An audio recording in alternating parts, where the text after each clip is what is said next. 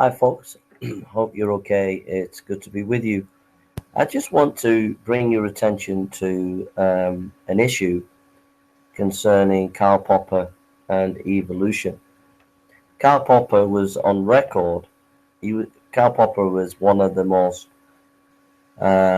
famous philosophers of science in the 20th century.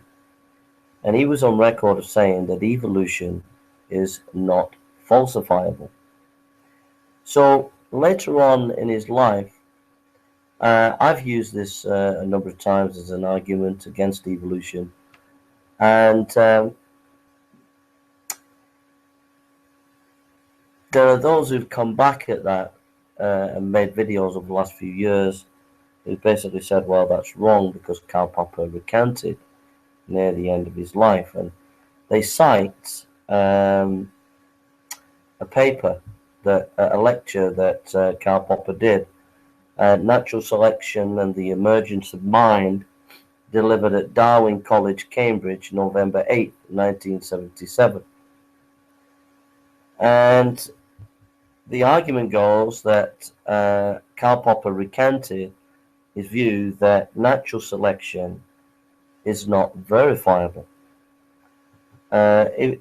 And there are a couple of key points where people have quoted it and said, look, it's very obvious that he believed in evolution, and and that it was verifiable.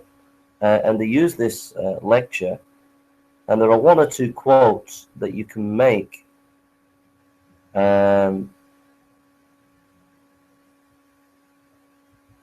So he says this when speak. So I want to just address number one. What was Karl Popper's view on evolution? That's first thing. Did he see it as a theory that was unfalsifiable, or did he recant? Did he change his mind? And to just look at that, and then secondly, I actually want to just think about the point that he was getting at in his article, and then just give my thoughts about the emergence of mind and evolution and the logical contradictions within evolution. And when I'm talking about evolution, I'm on about evolution over millions, billions of years. Okay. And before anybody starts, natural selection is a specific aspect which we'll be looking at as well. So Karl Popper says this in his lecture on the natural selection and its scientific status. Just before that, he writes, the counter-revolution against science is intellectually unjustifiable. Morally, it is indefensible. On the other hand, scientists should resist the temptations of scientism. This is really key. They should always remember, as I think Darwin always did, that science is tentative and fallible. Science does not solve all the riddles of the universe, nor does it promise ever to solve them. Nevertheless, it sometimes throws some unexpected light even on our deepest and probably insoluble riddles. Now that is a very, very important point, I think, from Karl Popper, and I think the people who said that he recanted and he changed his position need to put it in the context of his overall understanding of the role of science. This is completely different from the kind of megalomaniac kind of scientism of many atheists today, especially people like Richard Dawkins. Here is a much more humble view of science and a more realistic view of science. And you must see that in the context of Karl Popper's understanding of evolution. So we go on. When speaking here of Darwinianism, I speak always of today's theory, that is Darwin's own theory of natural selection supported by the Mendelian theory of heredity, by the theory of mutation and recombination of genes in a gene pool, and by the decoded genetic code. This is immensely impressive and powerful theory. The claim that it completely explains evolution is of course a bold claim, and very far from being established. See? See, when people are quote mining and using quotes to go against each other, so I'll say, well, Karl Popper said that evolution is unfalsifiable. Then the counter critic will say, oh no, he recanted. Well, let's do the scholarship. Let's look at the lecture. He's very clearly stating there that it is immensely impressive and powerful theory. The claim that it completely explains evolution is of course a bold claim, and very far from being established. All scientific theories are conjectures, even those that have successfully passed many severe and varied tests. The Mendelian underpinning of modern Darwinism has been well tested, and so has the theory of evolution, which says that all terrestrial life is evolved from a few primitive unicellular organisms, possibly even from one single organism. Now notice this. However, Darwin's almost important contribution to the theory of evolution, his theory of natural selection, is difficult to test. There are some tests, even some experimental tests, and in some cases, such as the famous phenomenon known as industrial millennialism, we can observe natural selection happening under our very eyes, as it were. Nevertheless, really severe tests of the theory of natural selection are hard to come by, much more so than tests of otherwise comparable theories in physics or chemistry. The fact that the theory of natural selection is difficult to test has led some people, anti-Darwinists and even some great Darwinists, to claim that it is a tautology. A tautology, like all tables are tables, is not of course testable, nor is it any explanatory power. It is therefore more surprising to hear that some of the greatest contemporary Darwinists themselves formulate the theory in such a way that it amounts to the tautology, that those organisms that leaves most offspring leaves most offspring. And C.H. Waddington even says somehow, and he defends this view in other places, that natural selection turned out to be a tautology. However, he attributes the same place to the theory of enormous power of explanation. Since the explanatory power of a tautology is obviously zero, something must be wrong here. Yet, similar passage can be found in the works of such great Darwinians as Ronald Fisher, J.B.S. Haldane, George Gallimore Simpson, and others. I mention this problem because I too belong among the culprits. Influenced by what these authorities say, I have in the past described the theory as almost tautological, and I have tried to explain how the theory of natural selection could be untestable as is a tautology, and yet of great scientific interest. My solution was that the doctrine of natural selection is most successful metaphysical research program. It raises detailed problems in many fields, and it tells us what we would expect of an acceptable solution of these problems. I still believe that natural selection works in this way as a research program. Nevertheless, I have changed my mind about the testability and the logical status of the theory of natural selection. I am glad to have an opportunity to make a recantation. Here it is. My recantation may, I hope, contribute to a little understanding of the natural selection. What is important to realize the explanatory task of natural selection, and especially to realize what we can explain about without the theory of natural selection. Notice this. What is important is to realize the explanatory task of natural selection, and especially to realize what can be explained without the theory of natural selection. We may start from the remark that for sufficiently small and reproductively isolated populations, the Mendelian theory of genes and theory of mutation and recombination together suffice to predict, without natural selection, what has been called genetic drift. If you isolate a smaller number of individuals from the main population and prevent them from interbreeding with the main population, then after a time the distribution of genes in the gene pool of the new population will differ somewhat from that of the original population. This will happen even if selection pressures are completely absent. Horace Wenger, contemporary of Darwin and of course pre-Mendelian, was aware of the situation. He therefore introduced a theory of evolution by genetic drift, made possible by reproductive isolation through geographical separation.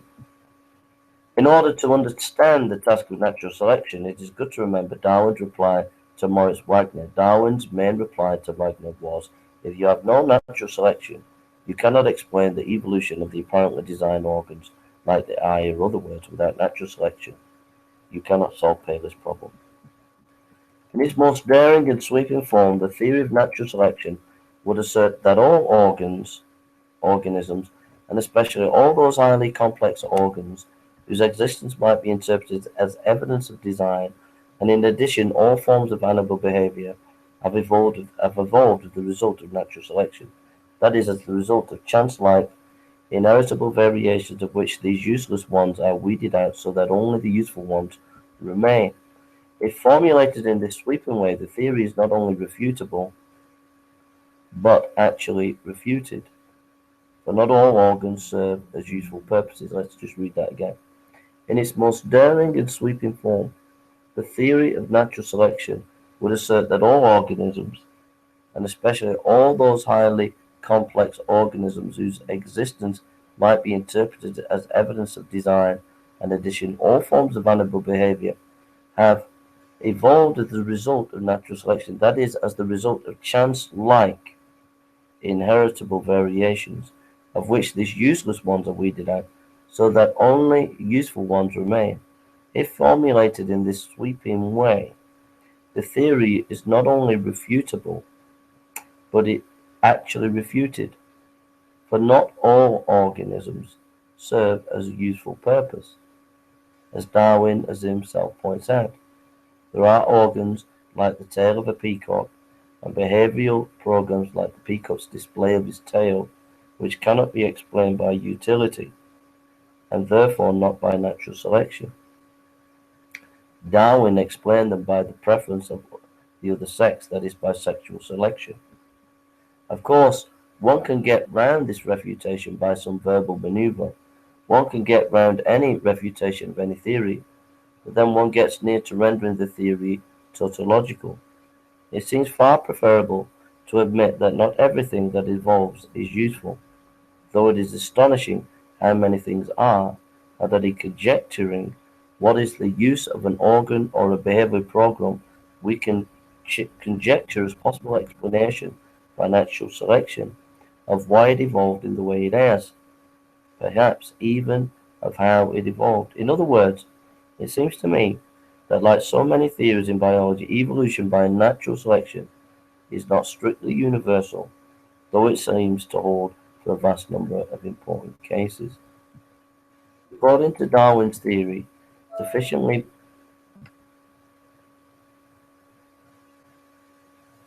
oh, I just have to I just to get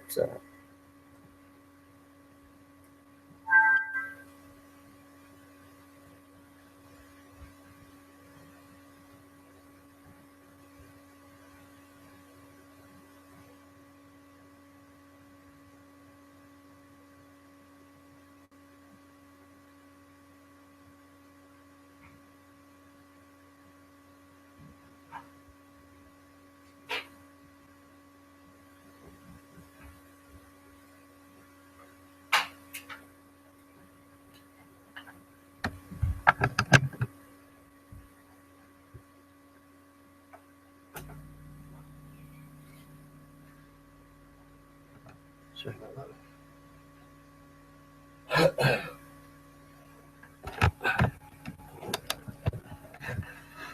Sorry about that.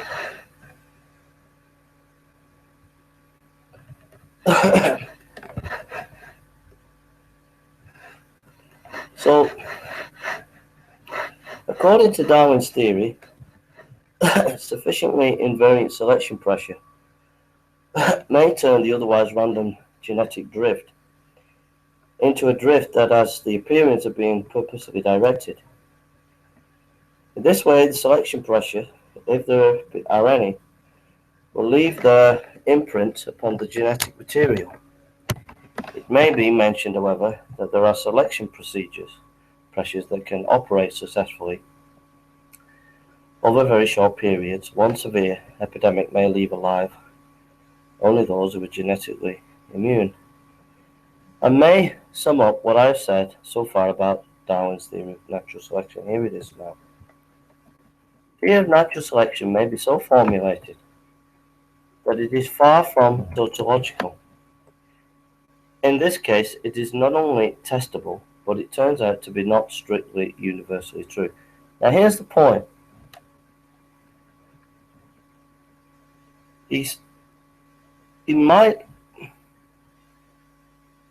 Karl Popper has said in past that evolution is not falsifiable. And what he's done here, reading his lecture, is he says that he's recanted, and then he's given his arguments concerning natural selection. And no one could argue concerning genetic drift. No one could argue against these things. We know that these things happen. Even though he admits that it's very hard to test. I mean, he has admitted that. But he's not actually shown how this relates to evolution over long periods of time. Again, he's making a logical fallacy. He's saying that we can falsify it in terms of what we see in time. But he hasn't got out of the tautological problem because he's not dealt with, he's assuming because it works in time, i.e. because it works in time what we can observe, it therefore will work on a longer period of history. And that is an assumption, it's a tautology. It's just evolution happens because it happens basis. You cannot observe over millions and millions of years natural selection. You can't observe that process. You can observe micro evolution, but you cannot observe macroevolution. So, as great mind as Karl Popper has, he's contradicting himself.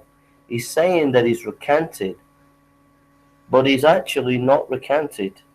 He actually has not reversed the position that it's not falsifiable. It is not possible to falsify macroevolution, the process, because it's not testable.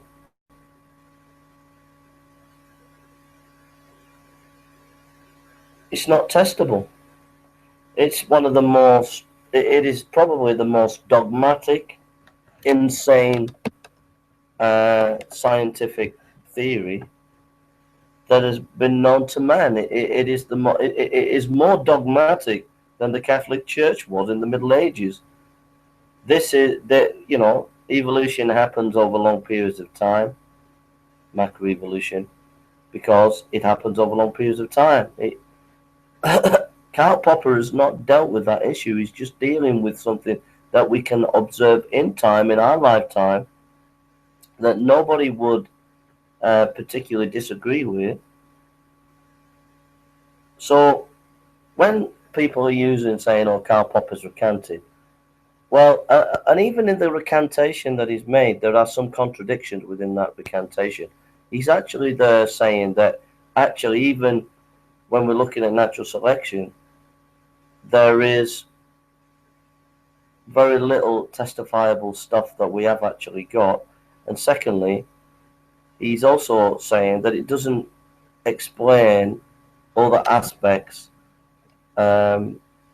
of genetics. It doesn't explain uh, certain other things that are going on genetically speaking. So, there's contradictions and there's weaknesses in his recantation, but in that recantation, there's definitely no real recantation. He's not actually dealt with the issue of falsifiability.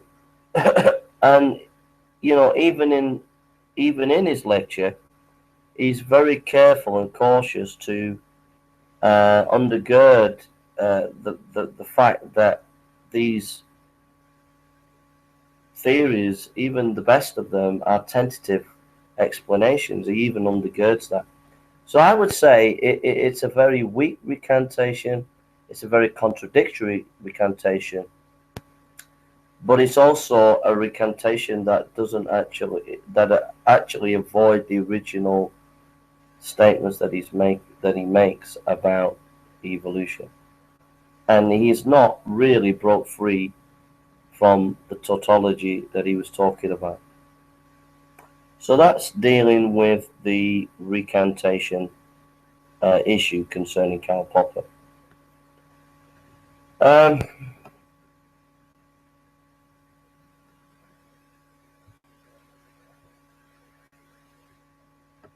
second thing I want to talk about is if any atheist or people out there, you want to read the article and discuss the article, why don't you do that? Why don't you have an evening amongst yourselves as atheists around the world and on YouTube land, and read the article and have a debate and discussion on it, and creationists, and have a discussion about the article, because it's quite an interesting article.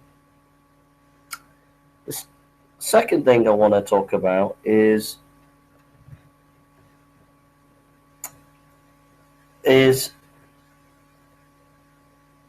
the emergence of mind and the imploratory,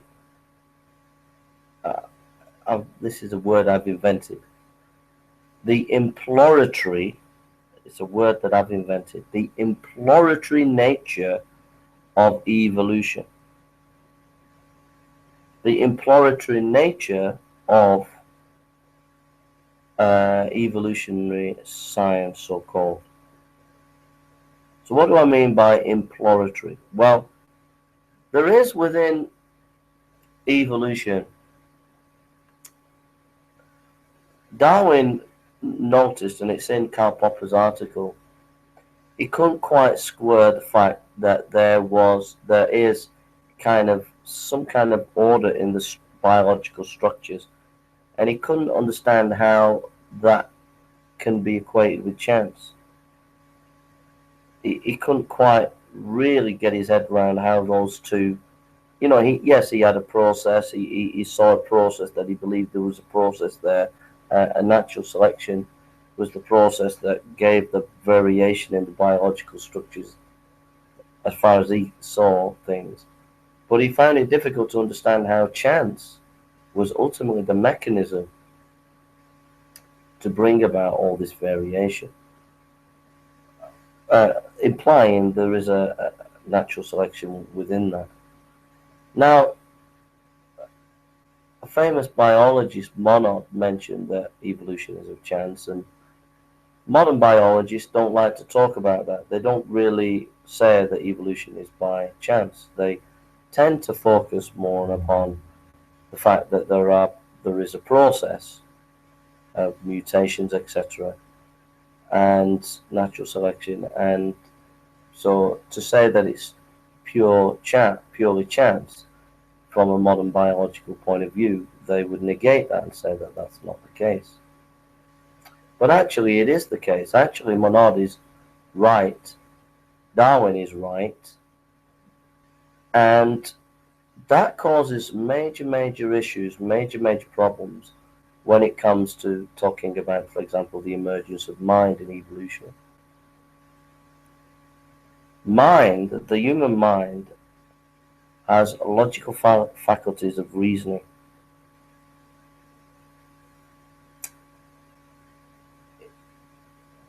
And the question is, how can non-reason become reason?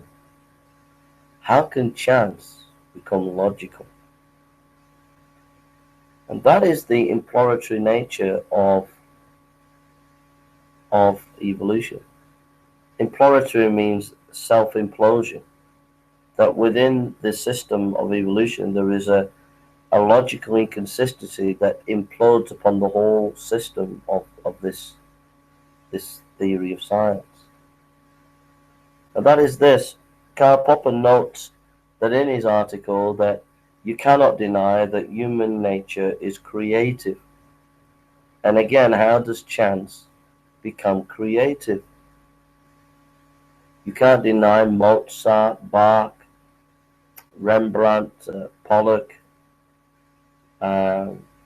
Chekhov, Tolstoy, that human nature has been creative. And if you're saying that evolution has been the product of this process, has been the process that has produced this, then how does that work in the area of chance?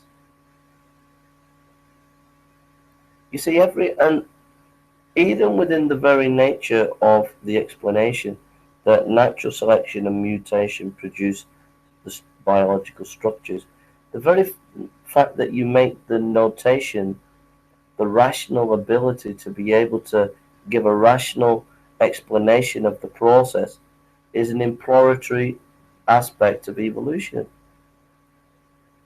What am I trying to say? What I'm trying to say is this, is that chance has no reason, has no creativity. So the very fact when you describe a process, you are bringing in, you are reading in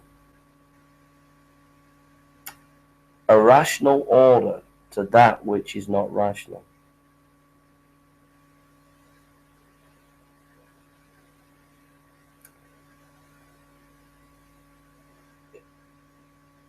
You have no basis to give a foundation of how creativity, consciousness, and reason come from non-creativity, non-consciousness, and non-reason, pure chance.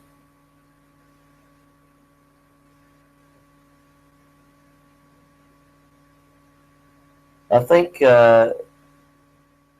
you have to start with reason in order to produce reason.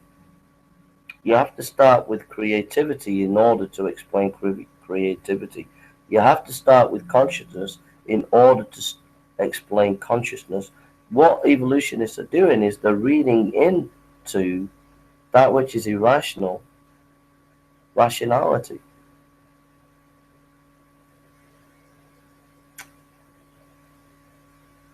I mean, people like Van Til and Alvin Plantinga have noticed the imploratory nature of evolution.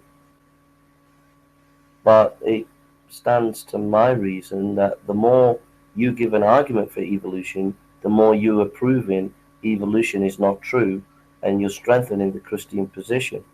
Because the Christian position begins not with chance, but with reason. God is rational. And therefore, when we start looking at structures in reality and begin to rationalize about structures, we have a basis for our rationality, which is God. But if you start with chance and you say there's a process called evolution, which is natural selection and mutation, and you give it some kind of rational explanation, you're assuming rationality and you're reading rationality into a process. But that process is not, according to your particular position, rational. Yet, by its very nature, you're describing it in rational terms, which is contradictory.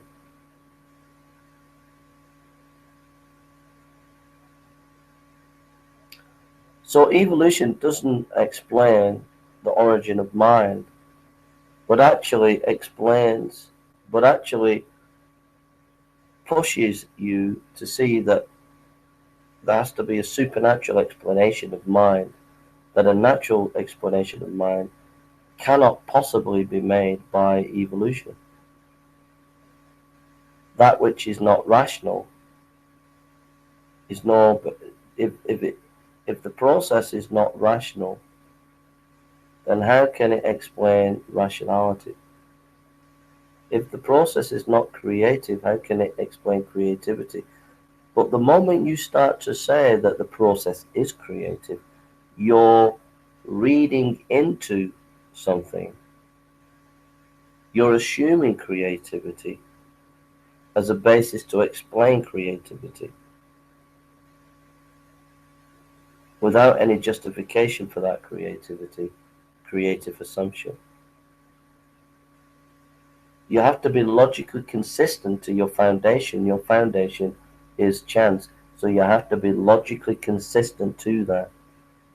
But to say that it is not by chance, but to say that it is chance with the process, you smuggled in the process and gave it a rational basis without giving a justification for it, because you're still in the foundation of chance. And I think that's where atheists, I think that's where evolutionists want their cake and eat it, but they have to be brought to the logical consistency, and they have to be made to see what their problem is, and they cannot be allowed to get out of it. They try to get out of it by saying, well, give us definition of chance. And so you know, chance is chance. Well, you don't know what the variables were at the beginning of time, so you can't say what chance is. And all these stupid statements. Chance is chance. Chance is a process that is not rational, but is random. And a random process cannot be creative or rational. So the moment you start to bring rationality and creativity as explanations in a situation, you are standing on a foundation that is not part of the basis of the foundation of the actuality of what you assume of what is stated in its perfunctory or foundational basis.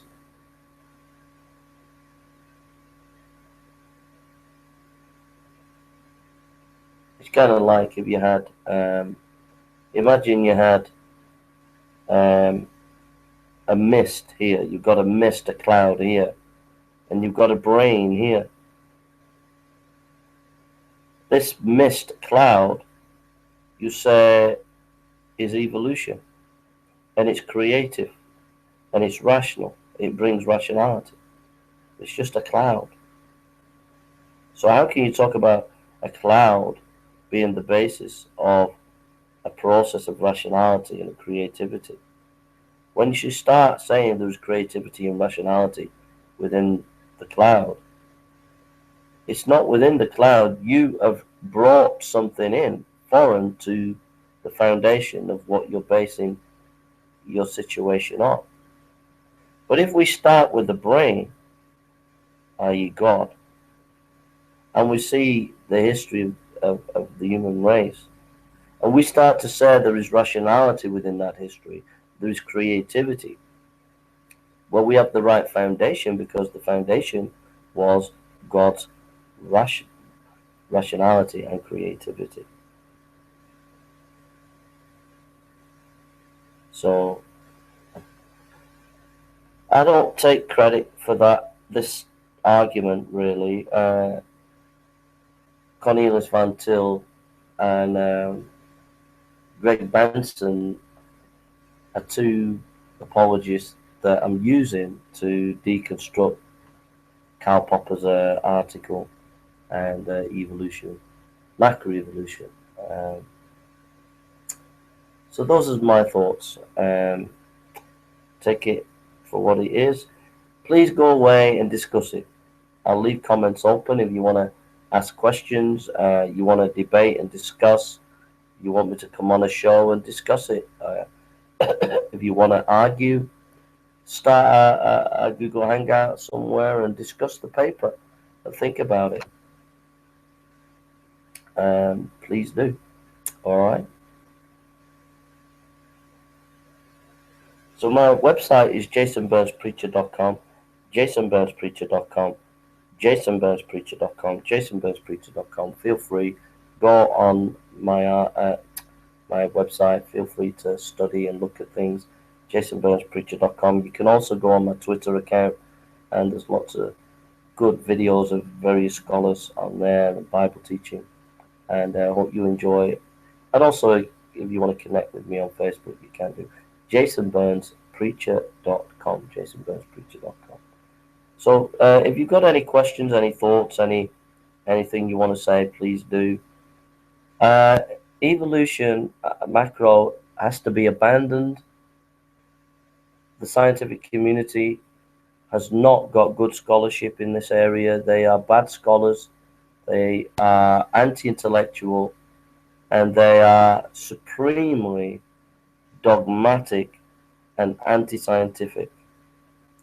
People like Aaron Ra and Thunder, the intellectual mind of Thunderfoot. He used to phone me up.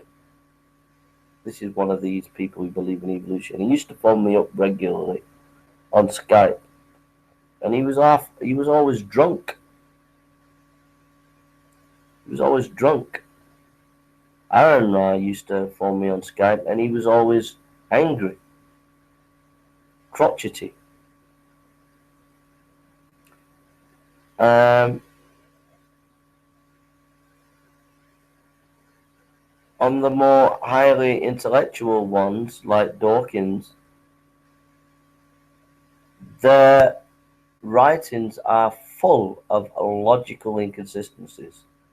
I've read some of Dawkins' scientific writing, and I'm absolutely appalled. He is not a great scientist. I'm absolutely appalled that the scientific community take him seriously. You should not take him seriously. His scholarship is absolutely pathetic. The Blind Watchmaker book that I read was absolutely diabolical, and it was it's a shame. The Western intellectual tradition is it should be ashamed of itself to lionize these kind of people with their works, because they're absolutely despicable scholarship. The logical the lack of logical reasoning in Richard Dawkins is absolutely disgraceful. It really, really is. I mean, I'll give you a couple of examples. It's a long time ago since I've read The Blind Watchmaker, but he argues from what we know of bats. If I remember rightly, I'm talking about 4 or 5 years ago since I read the book. And if I remember, he goes on and on and on about bats, what we know about bats. And then from there, he uses this as a platform to attack Paley and to say that there is no design. And he makes so many assumptions in his logical reasoning. And the basic assumption is, because we know the way bats function, therefore evolution happened. And it was a tautology, complete, utter tautology. Because just because we know what bats, how they function, does not prove macro evolution, period, a tautology. And so the massive logical inconsistency, massive jump in logic without actually substantiating what you're saying. But people are blinded by it because they hear all this information about bats. Oh, and Dawkins knows what he's talking about. and they don't realize they've been bamboozled, they've been hoodwinked, they've been blinded by the fact that yes, you might know a lot about bats and the way bats develop, but that doesn't in any shape or form prove macroevolution. I could debate Iron Ra, Thunderfoot, Dawkins. I could debate any of these evolutionists, whether famous, not so famous, and beat them hands down in a debate on evolution, because it is not science. It is complete, utter fairy tale nonsense. And all the PhDs that these Dawkins and people like this have, they should be taken off. They should be taken back, because they're not worthy to have PhDs believing in this nonsense. And it's about time the academic world have a conference and there be a coming out, that these scientists come out and start acknowledging that they're not it's not really substantiated, and to admit it, and to start admitting it. But they won't, because they'll lose their jobs, because they'll be fired, because they'll be vilified by the media, they'll be vilified by the academic community, they'll lose their jobs, they'll be thrown out, they won't have their books published, they won't have their papers peer reviewed. So it's fear. The reason why many academics won't come out and speak out against evolution is because of fear. It's because of the narrow-minded, bigoted people like Dawkins and the fifth columnist, who the politically correct brigade, and the intellectual elites who think that the custodians of Western culture. If you go against them, they will vilify you, they will ostracize you, and they will target you, and you will never be able to lecture in a university again. So scientists will not speak out. They will not say anything. But there are many, many scientists out there, many philosophers, many scientists that I'm sure are, well, I know that there are some famous ones that are on record of doubting evolution, macroevolution. They're on record of doubting it, and there are cracks there, but people are frightened. They are frightened to come out and say anything. And there should be an international forum where these concerns are heard, and people are allowed to actually speak their mind in the academic community. A lot of research is being suppressed. There's tons of research that has been suppressed by Dawkins, Richard Dawkins, and many evolutionists who follow him. People who are brilliant in the fields of biology, genetics, etc., who've been literally stopped in their tracks from doing research because of these people. People who've been kicked out of research departments, people who have published and been vilified and so are scared to publish again. People who have lost their jobs in top universities because of these people. Because we don't have a truly academic, the West does not truly have any real academic, intellectual discourse, because the whole foundation of the West at the moment, both in democracy and both in the intellectual field, has become narcissistic. It's become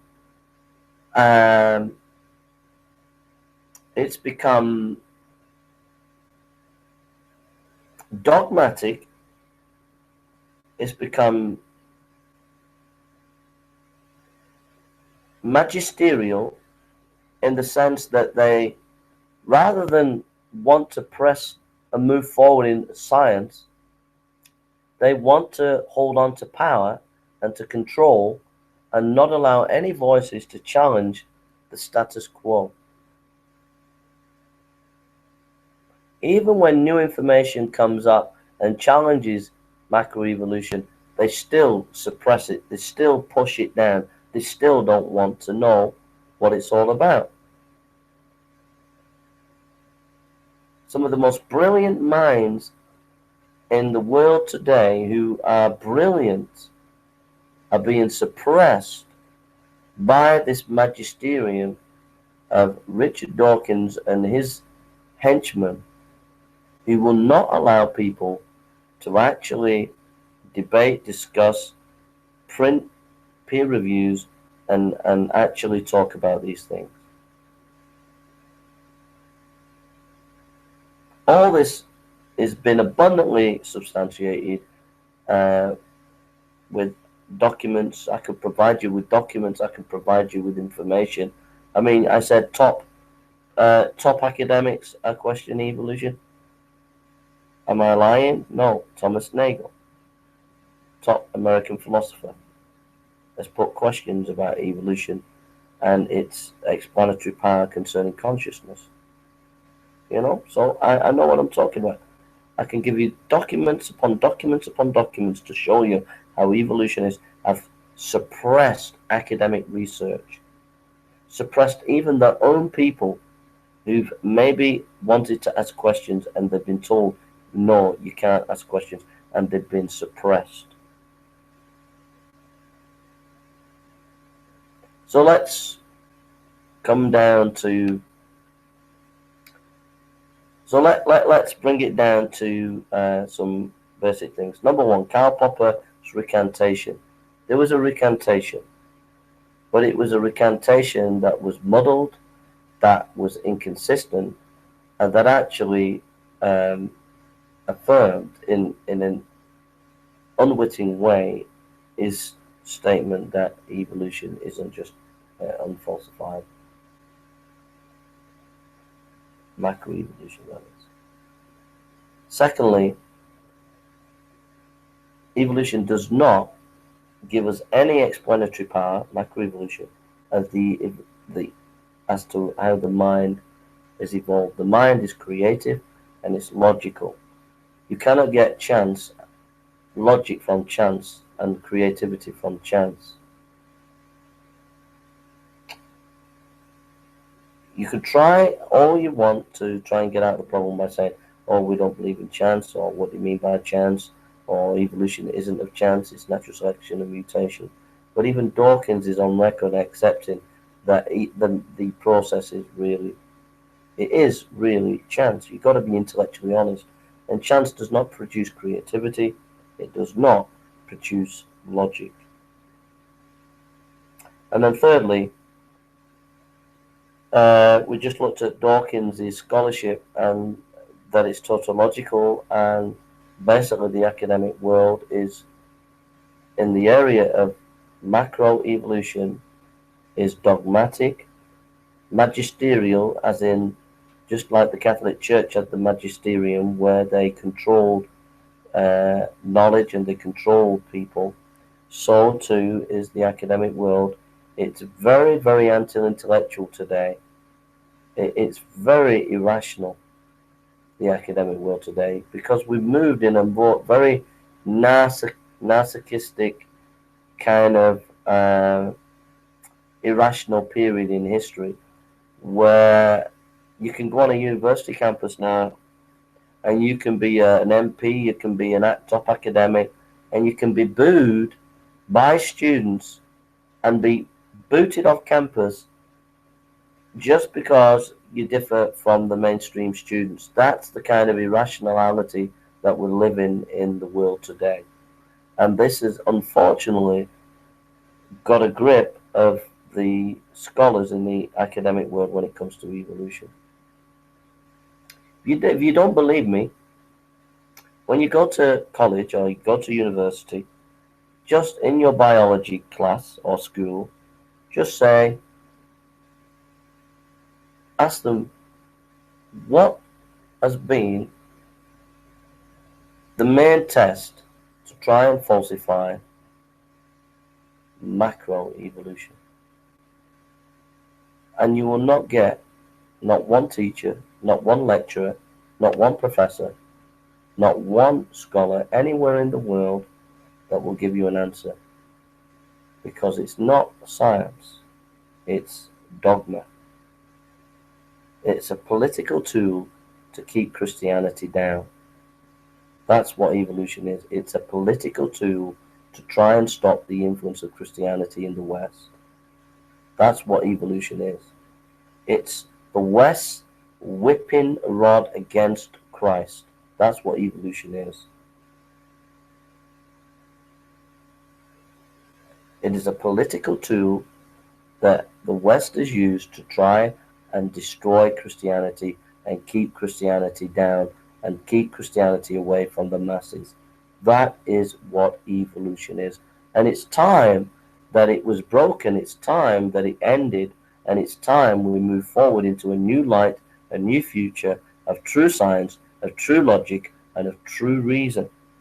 And it's time we dismantled this issue of evolution. It's time that we broke it, smashed it, and moved on to better things, better science, better logic, better reasoning, and a better future.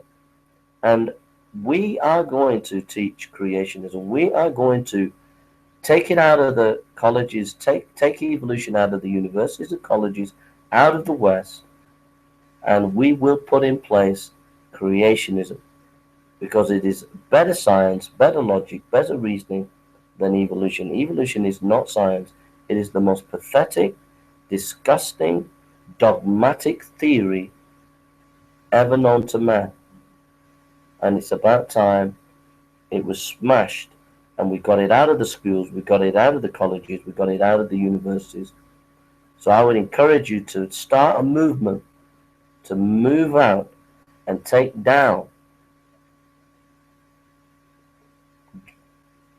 all the evolutionary books, burn them out of the libraries of America and the UK. We need to get all these books and just burn them and start afresh, start new research projects, promote new research in new ways of looking at this issue from a biblical, Christ-centered focus, and look at a creationist position and look at it in a more logical, rational, and scientific way. That's what we need to do.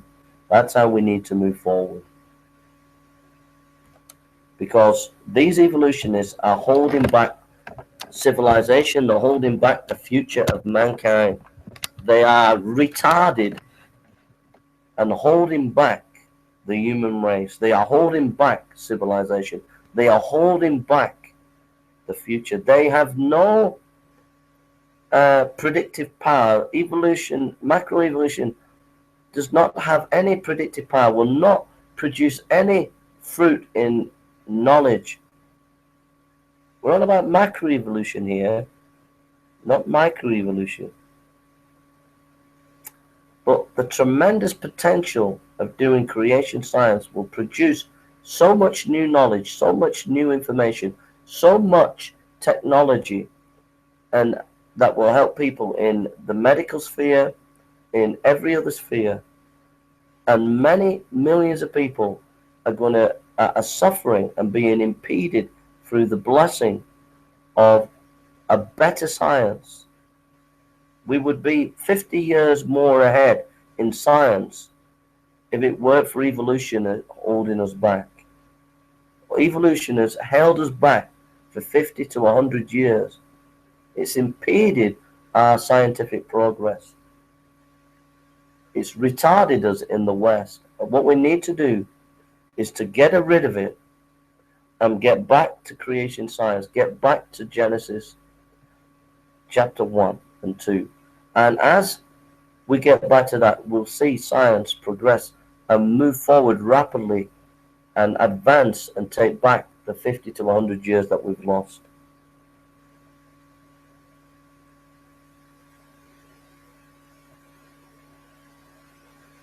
That is my take today. And that's my lesson that I learned from reading this article by Karl Popper. I've never ever met an evolutionist yet anywhere that actually has given any solid evidence for evolution. I've never met an evolutionist anywhere. I've even talked to PhD geneticists at Liverpool University, and I've not met any evolutionists that really know what they're talking about and actually given any evidence. And these people on the internet, on YouTube, they blind you and they waffle on all the various information that they waffle on. They blind you with science.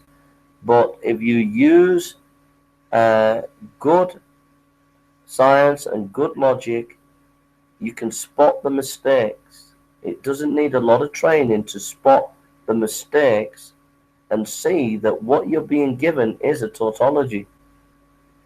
Macroevolution is true because macroevolution is true. It's not science. It's a tautology. It's a tautology. Okay? It's a tautology. A tautology, or tautology. Macroevolution is a tautology. To say that it's science because to say that macroevolution happens because macroevolution happens is a tautology. And you have to stop your tautologies and you have to get to logic, reason, and science.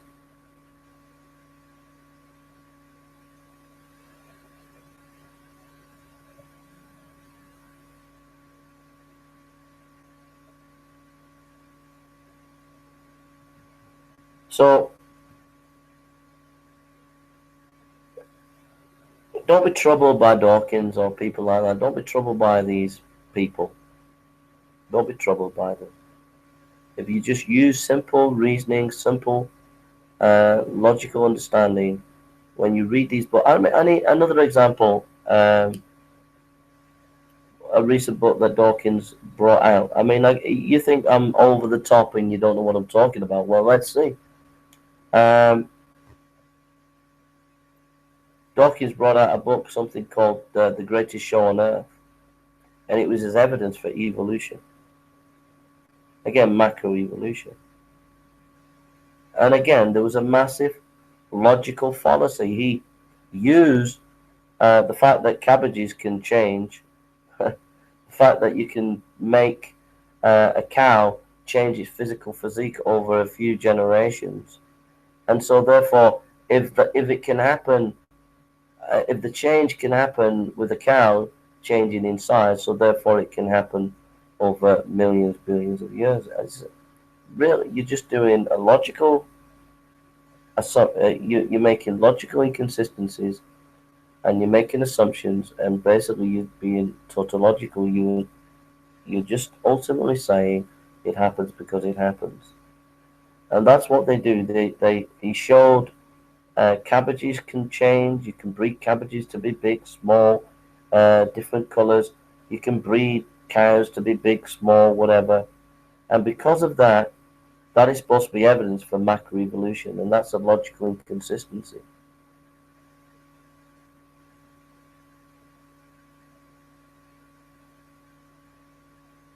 And that is all they're doing. It's logically consistent. Recent research in microbiology, recent research, this is cutting edge research, proves my point. Okay, this is cutting edge research. Okay, in 1980,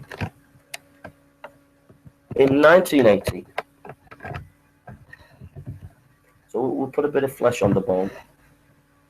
In 1980, scientists decided to see if macroevolution was true. Correct, yeah? So, how could they do that? The only way they could observe macroevolution is maybe doing bacteria, breeding bacteria, because bacteria, you can breed many generations and see something happen over time, which would, in human perspective, be many thousands or a million years. You would have to wait to see it happen in the humans to see if they changed.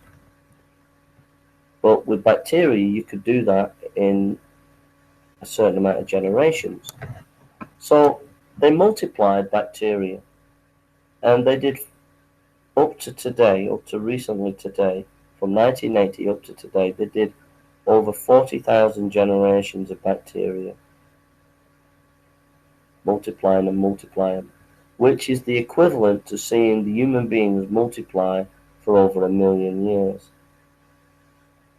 As they did that, they found that the bacteria was still bacteria, that the bacteria hadn't changed into any other form or in any other way. It was just still bacteria.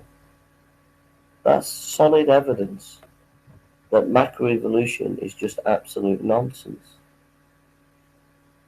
Now this is by evolutionists. This is by evolutionists doing the research. They did the research on bacteria and found 40,000 generations, which is up to 1,000,000 years of human being breeding, but it's still bacteria. That's from evolutionists' own research.